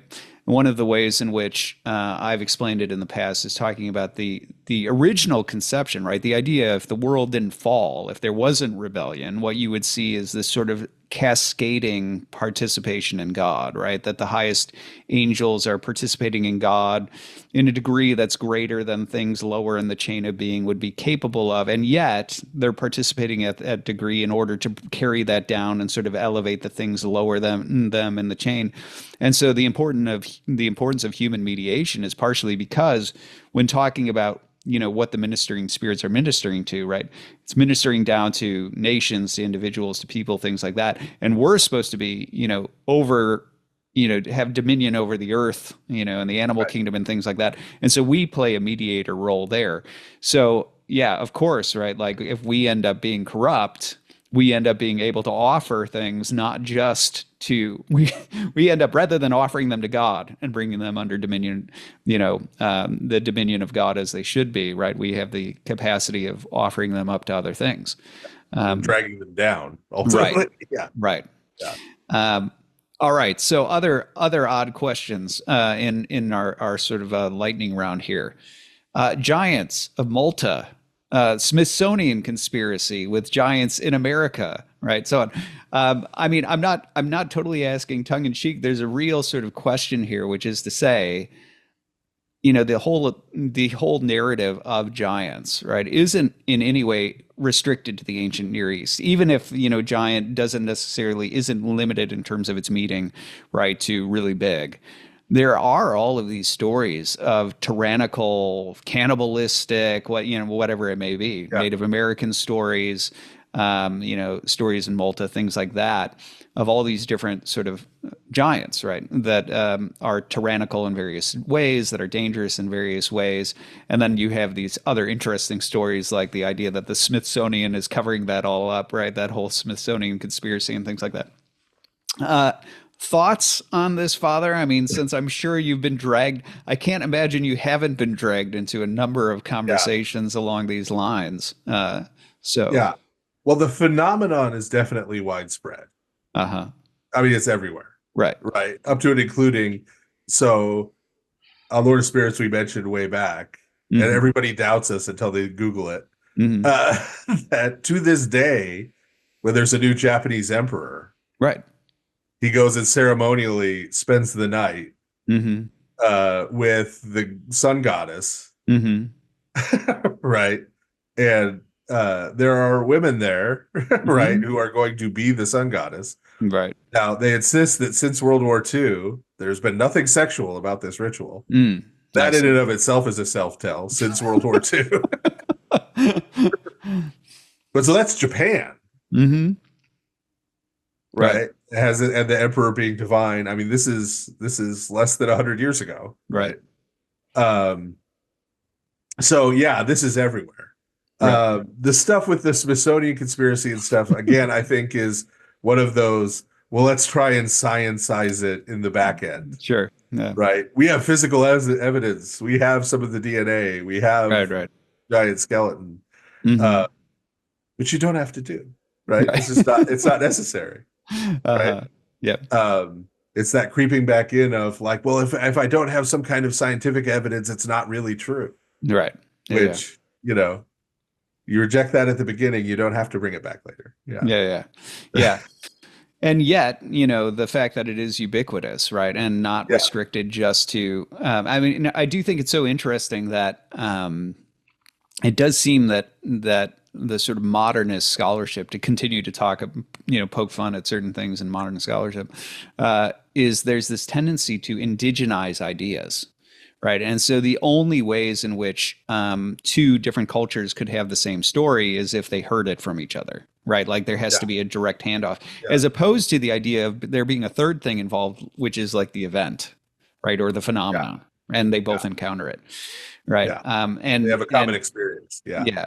And that's where it seems, candidly, as you're pointing out, right, the separation of some of these cultures and yet the ubiquity of it does seem to indicate that there is some sort of common event, right? Some sort of common phenomena that's there, that people are encountering, that's in some ways ubiquitous, regardless of whether or not the Smithsonian's trying to cover it up. Right? Yeah. And you could question the narrative frame given it. Sure. Right? But that to do that, you don't have to question the reality of the experience. Right. That the narrative is describing. Right. Yeah. Okay. Last topic I want to transition to before we wrap up for today is where are you at with aliens? So I'm going to get I mean, I embraced when I first scheduled this interview with you. I embraced that we would get into topics that were outside of the norm for me here in terms of my usual podcast. But I'm in for it. So let me set this up a little bit, with my own, what I'm really sort of curious about. I'll admit that, I'm an open-minded guy, and so the idea that hypothetically somehow there could be organic life that's off on some other planets, not in principle necessarily opposed to that. However, one of the things that I have a problem with when it comes to a lot of the sort of UFO stuff is how much it scientizes it, right? And so obviously there's this it seems really quite clear that there's a lot of phenomena that happens that people don't understand, right? And that's been going on for a long time. I don't think there's any problem with that. But there's obviously a certain confirmation bias that happens when it's like, hey, something weird in the sky, obviously a spaceship from another planet carrying organic life inside of it that's technologically advanced. And in many ways, I think there's a certain irony to the fact that that's considered scientific, because certain, for example, you'll hear a reliable testimony from some, let's say, Air Force personnel or something like that, and they'll describe that this thing shot down at a rate that should have created a sonic boom, and it didn't, and then it took this hard turn, and if it was a material body, it would have ripped apart, but it didn't, right? And the response is oftentimes, see, science. And I'm like, well, wait a second. So your answer is the reason it didn't create a sonic boom and it didn't tear apart is because they're just technologically advanced, technologically advanced, so far advanced that they can defy all the laws of physics. Wouldn't there be the other possibility that maybe it's not an organic body? Like maybe that's why it didn't, create a sonic boom. Maybe that's why it didn't rip apart and so on. And so I'll admit that, even though I'm open-minded about a lot of these things, even though I think, there's genuine phenomena that's happening, that people are witnessing, I'm not always convinced it's organic, right? I'm inclined to think, well, we do have these celestial things, right, that are part of the cosmos. Maybe one of the reasons that it behaves in ways that organism shouldn't is because it's not an organism. So I'm curious. That's me putting my cards on the table. Now, I think there's other things. I think there's obviously government, disinformation, misinformation campaigns out there, right? Like I know that there's more going on in terms of, the entire alien thing than just that. And that would be an entire episode unto itself. But given that we started, right, where we started was the hybridization by Sitchins of, ancient narratives and aliens. And we sort of dispelled the alien reading of those narratives. Well, let's still come back to the aliens thing. So I'm curious, Father, if you don't mind me asking, talk to me. Where are you at with Yeah. with UFOs and aliens and all that sort of stuff? So there's actually a couple different questions there. There are. In terms of, first of all, is there life elsewhere in the universe on other planets? Even that, there's multiple questions, right? Like you find a microbe on Mars, like right. What do you mean by life? Okay, there's a microbe on Mars, right? Yep. Even plants, right? Even animals. But then you get to the question of quote unquote sentient life, and then you're like, well, what is sentience? Right? If you've done any philosophy of mind, right? Like that's not, consciousness is not like the on-off switch. Sorry, Hegel. Animals are not just like weird organic robots. Right? They have some kind of right. And so then what does that mean? Right. And is like human consciousness a bar of some kind, right? The particular shape of human consciousness, and what does that all mean?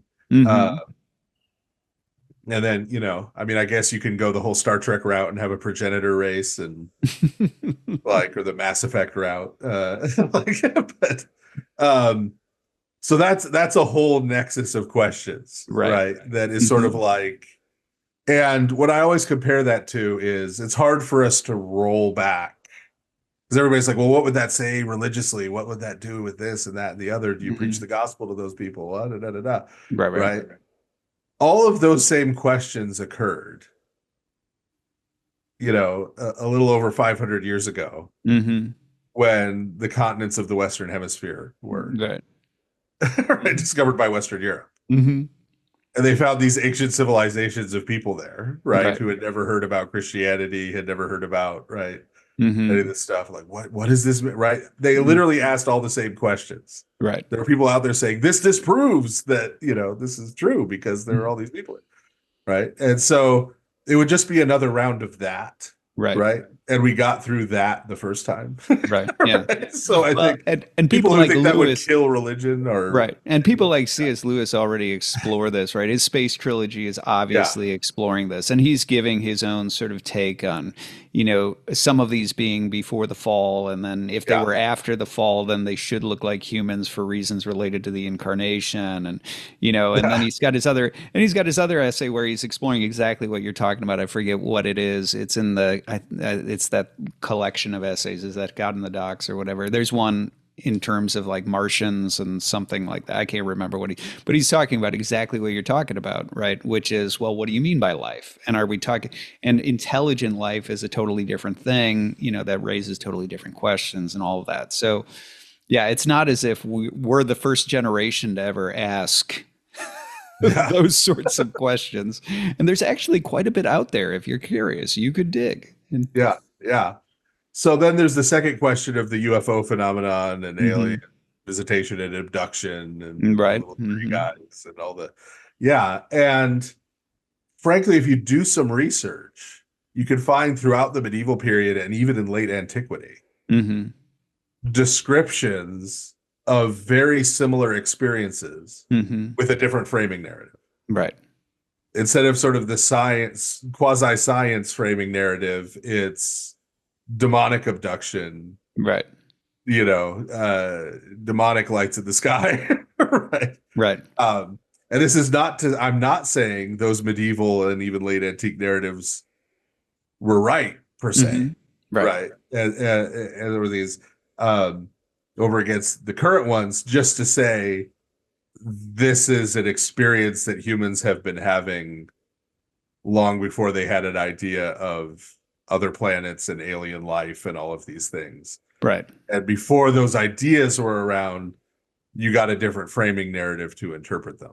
Right. Mm-hmm. So I think to really understand that, and this is not work that I've personally done, Mm-hmm. you'd really have to try to dig into all of those narratives, both the modern and contemporary ones and the pre-modern ones, Right. and try and get at the core of what the experience is Mm-hmm.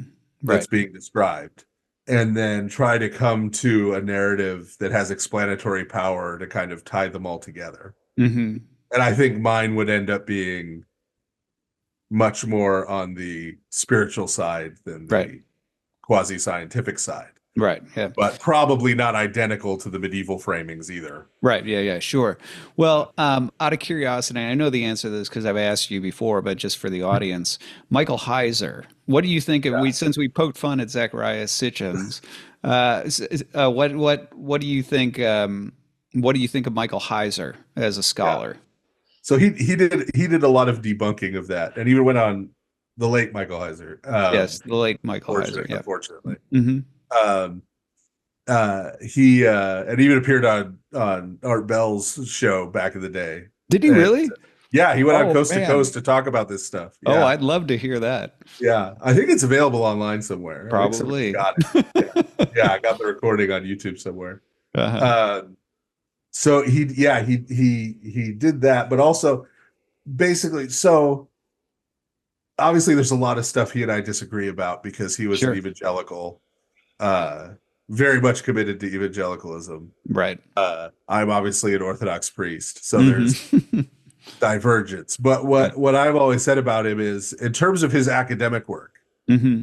he published a lot of peer-reviewed work and really believed in the peer review process. Yep. Mm-hmm. Right. And from his dissertation on, all of that stuff is top-notch Right. Old Testament scholarship that avoids falling prey to the general characterization we've given thus far to Old Right. Testament scholarship. Yeah. Right? This Yeah, is yeah. a different kind of thing. Yes, absolutely. And so I recommend people read his peer-reviewed work wholeheartedly, Yeah, right? yeah. Top-notch Old Testament scholarship. With his more popular material, obviously those are the places where he and I are going to end up disagreeing, Right. based on our different affiliations and commitments and the Right. different traditions we're coming from. Right. Yeah. No, So, I've definitely noticed that, right? Well, was it you who actually had pointed out, and what's his book? The Unseen Realm, is that what it's called? yeah. Yeah, yeah. Where he's going through it, and it's so funny that he spends so much time trying to awaken people to this whole like supernatural sort of nature of the world in the unseen realm. But then he goes out of his way because of his particular Protestant interpretation of sacraments as like not really supernatural to like point out that but that stuff's not supernatural, right? Yeah. Like He adds these chapters at the end. And to me, that's just sort of why, right? right. Like, if you're saying there's nothing supernatural about them, it doesn't fit the theme of the rest of the book. That's right. It's a really strange thing. Yeah, Right. and definitely certain things. I run into the same thing. I think he's very interesting, but I think there's a couple of things aside from just his sort of Protestant bent that comes out in moments like that. I think a couple of different things. One, he seems to be pushing so hard against the grain of the sort of the atheistic impulses of the Old Testament that he starts to see things everywhere. And I'm not always convinced, like when he talks about like the David and Bathsheba, he like really sort of tries to make this into a watcher sort of metaphor type thing. And Oh, I'm like, yeah. I'm not convinced that like, I think you might just, now you're just seeing it everywhere. Right. Yeah. Like, You got a hammer, everything looks like a nail. that's right. So I think there's a little bit of that in him at some point. And then also I think because he's obviously his expertise is ancient Near East. There's certain things that he would have benefited from, with a little more, church history and some later stuff that would have helped him out. Yeah. With When he some does of the comment ways on the New Testament, which again, he doesn't much in his academic work, right, right? Because he's an Old Testament scholar, right?